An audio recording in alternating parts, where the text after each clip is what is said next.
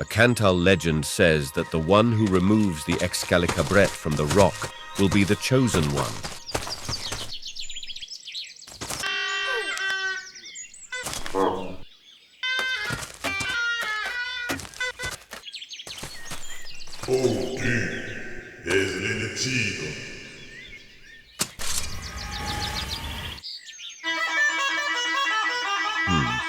Apparently, we just witnessed a rare moment.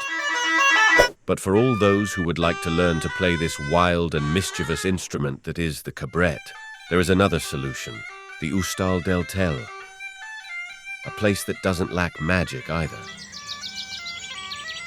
Alara has compressed de Catacal Fire.